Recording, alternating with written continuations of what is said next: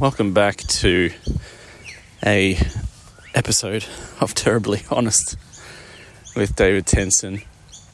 It has been a long time, but life's been really busy. I think I did an update a little while ago on the book and other things. It's now mid-September, and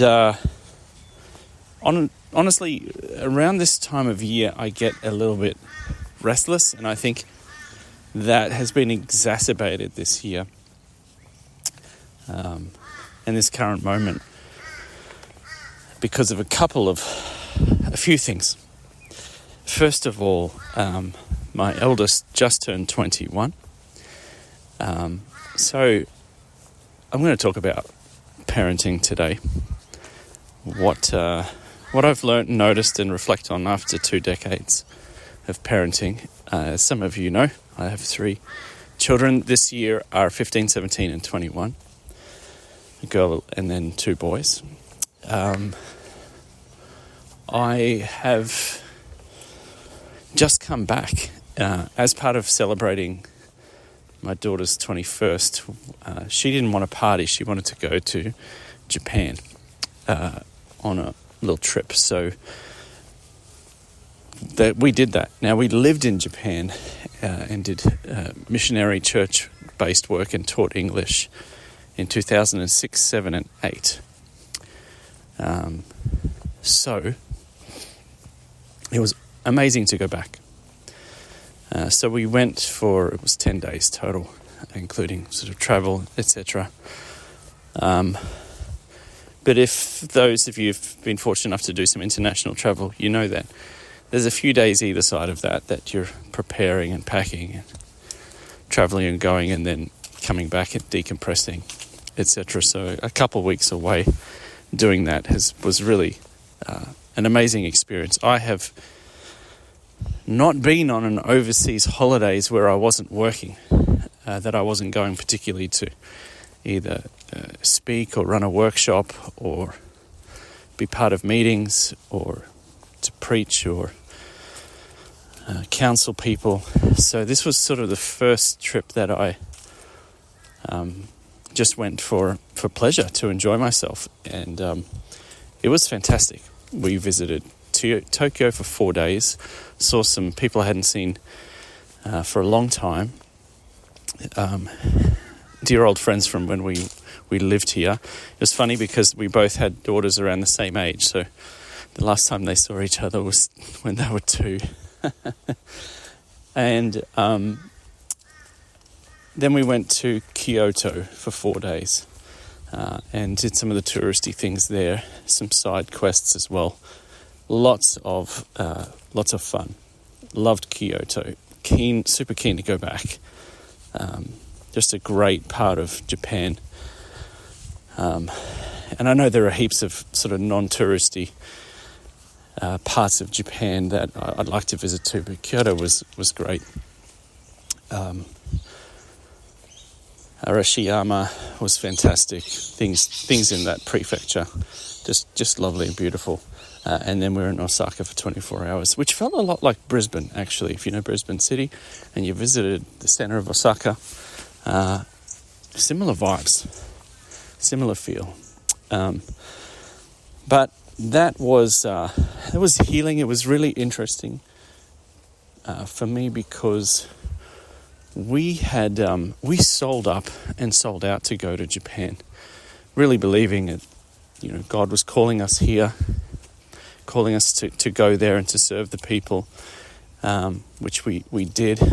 Only to really feel like 18 months later we'd done everything we'd set out to do.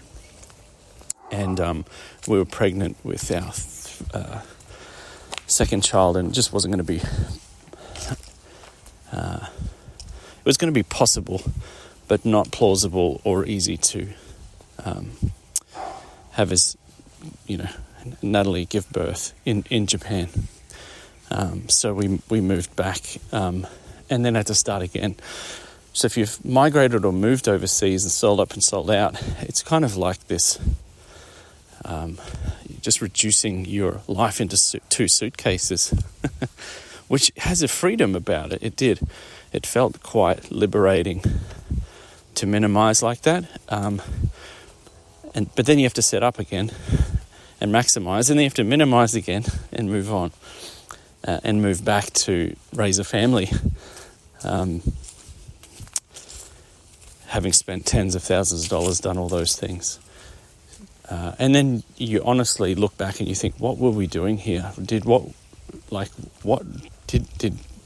our seemingly and perhaps hubris idea that we could make an impact in a nation of 125 million people make any difference? And the answer is, it makes a very, very, very small, minute difference, but really most of our lives do anyway. We might have made the same difference had we stayed at home, but the difference that was made and formed was in us. It broke us out of our small Aussie world at the time. It exposed us to other nations and people groups and cultures and all kinds of stuff. So the formation was in us, which is often the case, right? We often feel called to do things because we feel that we think perhaps God or destiny or purpose is leading us to go and perhaps make a difference and change something or change others. But the people that have changed are you. You go to convert people, and the one who's converted is you. Go into all the world and preach the gospel. Why? So they hear it? Well, yes, but also because you want to get out of your own little space, become and see that you are connected and in many ways similar to those you may have once called enemies, you once called strange, and you go out and become a stranger, an alien, an outcast in another place. That certainly is an experience, to be the foreigner in a foreign land. Anyway, I digress. So that was Tokyo. This is a bit of coming back from that. I've had a lot to process. There's some real precious little divine moments while I was there too, which I will keep to myself and close friends. But it was really, I found it was healing. There was some healing from some of the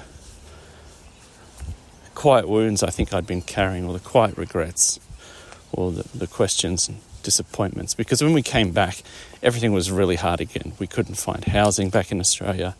There was a rental shortage. Couldn't find any kind of work that I wanted to do or thought I deserved to do. I was stuck in shelves at a supermarket instead. It was all extremely humbling. So it was good to go and not work. However, I did run a Zoom workshop for the Queensland Writers' Centre around self-publishing. But that was long-standing, and that was just a couple of hours on Zoom. And I happened to be there when I did it, but that was the only bit of work I did while I was there. But it was beautiful to spend that time with Mia. She still lives at home, but she'll be, depending on how work and her studies go, won't be at home forever. It was just lovely to connect in that way, and we remade some old photos that we'd taken back in 2007, so it was really beautiful. But it's also made me think a lot about parenting.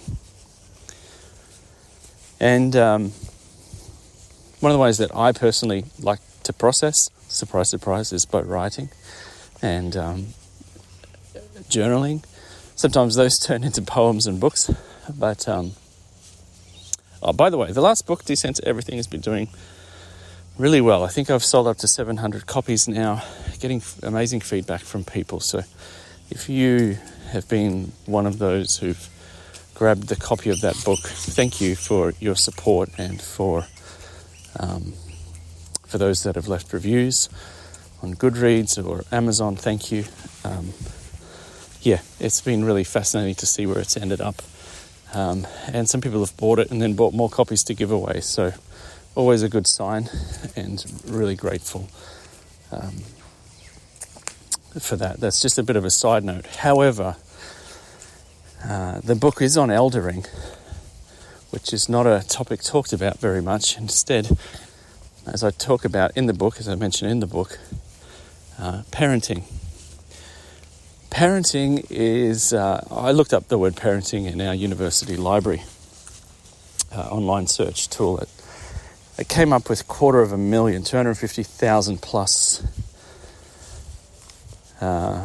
search results where parenting exists in the title of a journal article, academic article, magazine, all kinds of things that it indexed. 250,000. I put in eldering and only got 1,000.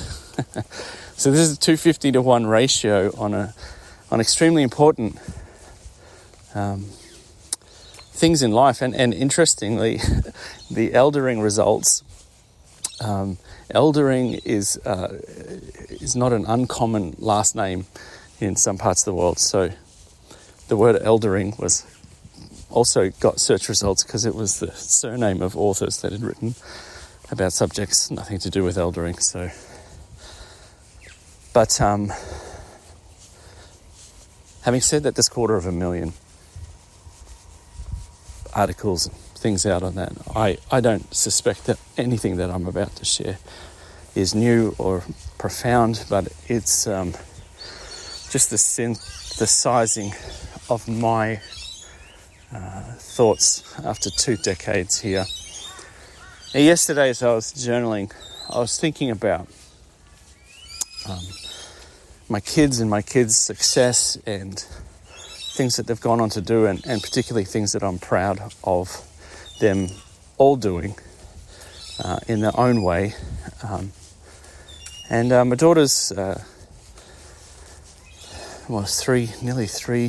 2/3 through a nursing degree.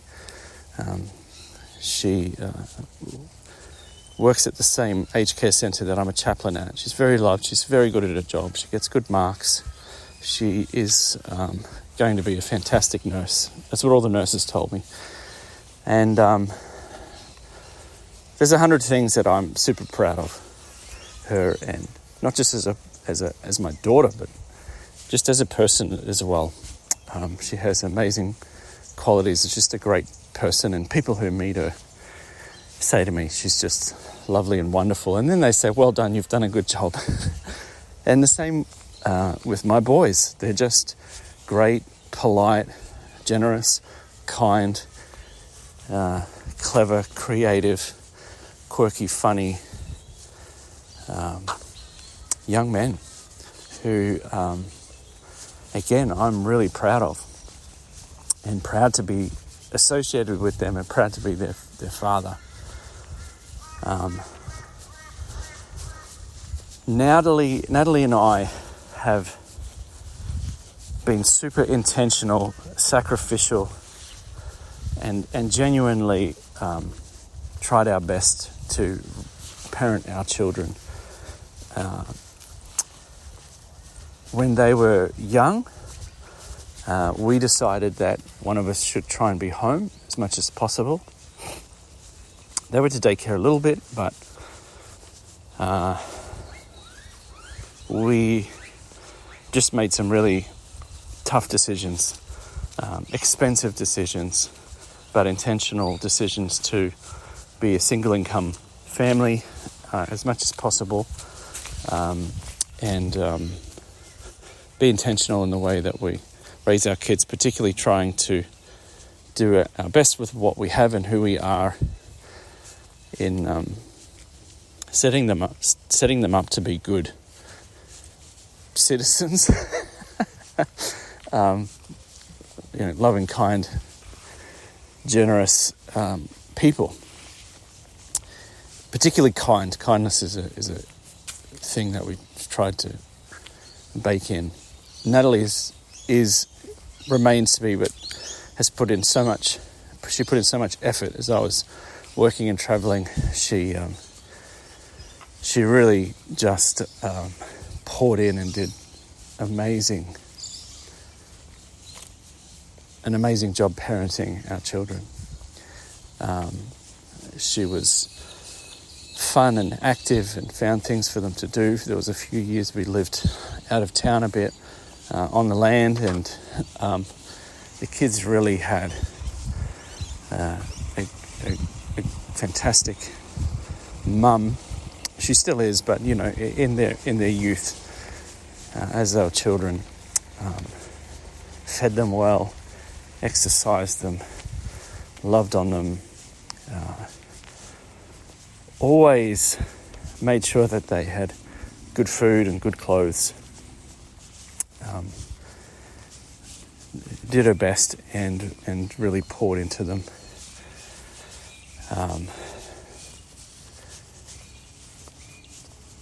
We tried to set up a culture of blessing and spiritual atmosphere in the home that was good and safe and conducive to, normal development. And so, we've been very intentional in the way that we've parented our children. And I guess now, and really having spent 16 minutes talking about various things, one of the things that I was reflecting on yesterday is a dynamic that I've noticed over the years talking to people that are parents to young adult children. Now for me, young adulthood starts at around 13 or 14. So at home, and if you read my book, I talk about this a little bit. At my home, my youngest is 15 this year. So we're kind of in our post-parenting stage, and our elders, because we have a house full of young adults now. And I think the progression from parenting to eldering has and should happen after, when your youngest is 13 plus and enters young adulthood. You could call it the teen years if you want, but if you've raised kids to that point, you'll know that in most circumstances, and of course there's always exceptions around ability, neurodiversity, etc. But on the whole, they're young adults, just very generally speaking.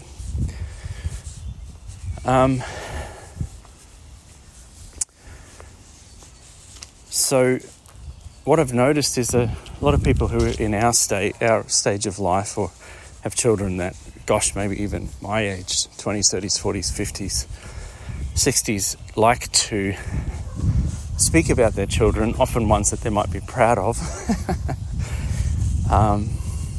in a way that can lend itself for us to all believe that they're doing well and they're successful and living a happy, fulfilled life because of the way that they're parented. And people will say to Nat and I, your kids are great, you should be proud of yourself, you've done a great job. And I hear that, and I've said it to other people in a way, of course.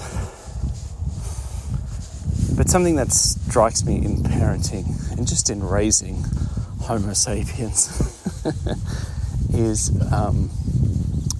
there is no guaranteed and sure certain calculation for success in parenting, however success looks for you. And perhaps somebody that's a criminal overlord wants to have and raise a child that is also happy to, kill, maim, destroy and exploit people and that would be successful in their eyes. So however you would rank success as a parent, however you would define that, is going to determine what this looks like. But I think what strikes me is that there is a danger in attributing an idea of success to the way that your adult children continue to live their lives after you've parented them. Because as I said, I don't think there's there's no guarantee, because we all know or know of people that grew up in extremely difficult environments, which by way of probability would line them up for a life, a destructive life. We know people that have beaten all odds, grown up in those kind of environments, but gone on to be the antithesis of those, gone on to really be nothing like the environment that they grew up in. You hear often of people that were extremely poor go on to do well in life, and that's a nice rags to riches story. I think it's a bit more complex than that, but you see that. But more people who might have grown up in very violent, disruptive, broken homes, people that have grown up in difficult foster situations or war-torn situations, or childhoods that are marked by violence and trauma and dysfunction. They go on to live lives that are very much the opposite. Or people that were absolute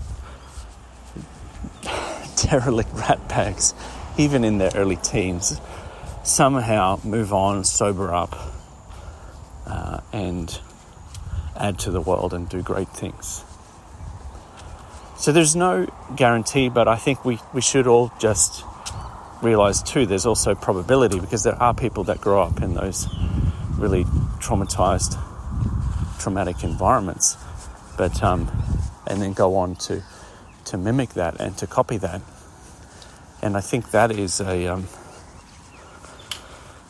there's a high probability in that. So what I'm trying to say here, in some ways, is we can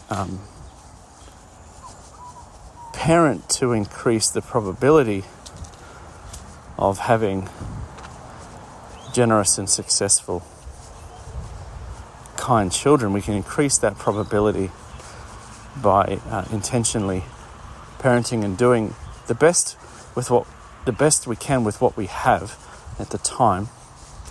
But we also need to realize that life's incredibly complex, that people are complex, that systems and times are very complex. Now, raising children in the sort of 2010s,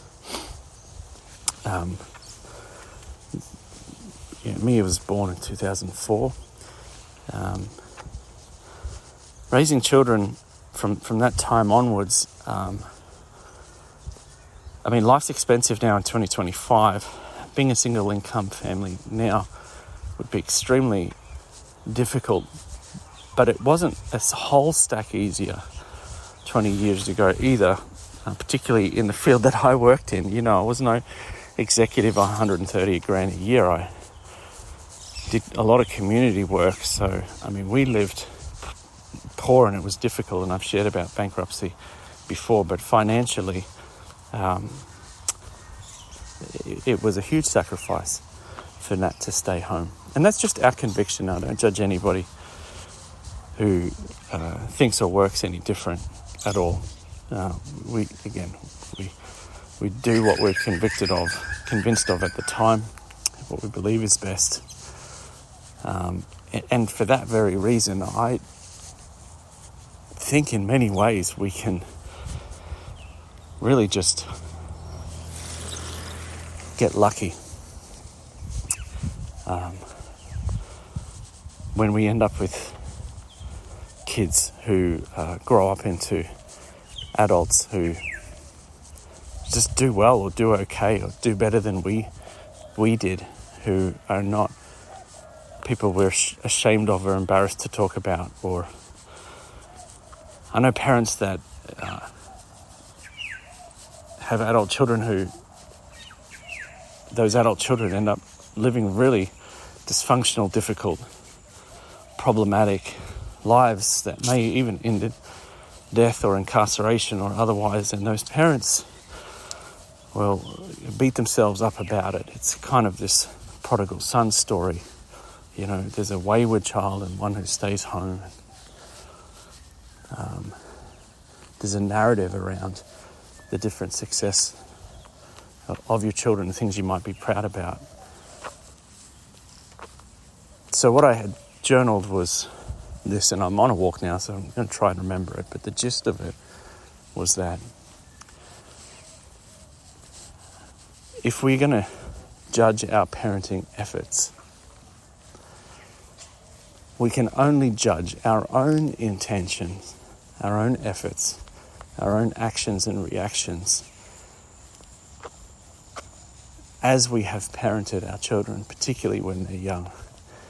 And we can't judge our parenting on how our children and who our children grow up to be.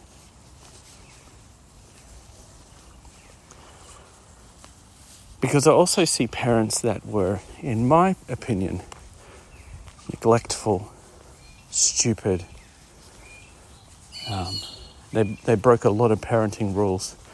And the kids have grown up to become really outstanding people. And the parents will puff their chest out and go, you know, I did a great job. And you talk to the kids, they're like, Dad wasn't even there. Mum was off the charts.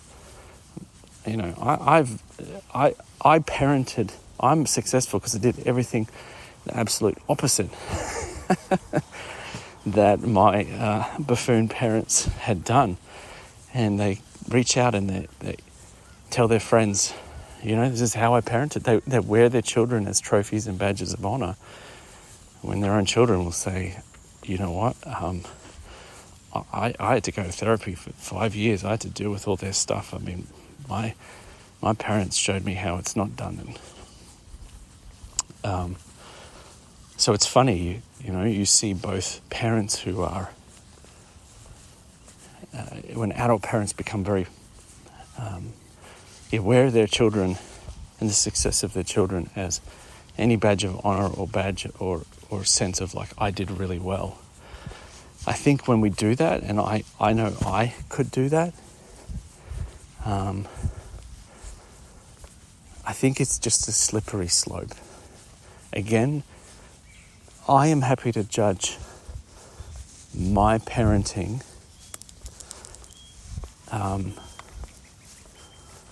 by my own actions, reactions, and intentions whilst parenting. I think it's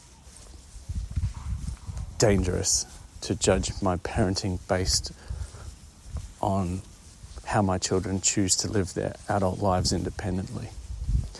And that can be good news for some and difficult news for others. But my daughter has decided is making decisions in life very much apart from us. Of course we talk and we have a relationship, but we encourage her to make her own decisions because she needs to live with those decisions, and the same go with my boys. All that said, as I kind of started with, I think we can increase the probability of our children doing well, but it's just so much more complex than that. Like, if my daughter wanted to be a stay-at-home mum, some stars would really have to align to make that possible, and perhaps she doesn't want to be, you know, and we would not judge her or decisions in that way based on that when and if that time comes, for example. Yeah, so that's a long reflection on parenting. And I guess if I was going to leave you, listener or reader, with a question around this, knowing that this will find itself in the hands and ears of people that are just fresh on the parenting journey, maybe looking to be parents or caregivers, I should say, and those who were caregivers and parents many, many years ago, and you have adult children in your 20s, 30s and 40s, etc., I would ask you the question of how much do you attribute, how much of your children's lives do you attribute to your parenting, particularly early on, particularly before the teenage years, in those first 13, 14 formative years? How do you attribute that, and do you have the right to, and are you being kind to yourself? Thank you. You're welcome. Are you being kind to yourself? I think I'll leave it at that. All right. Thanks for tuning in.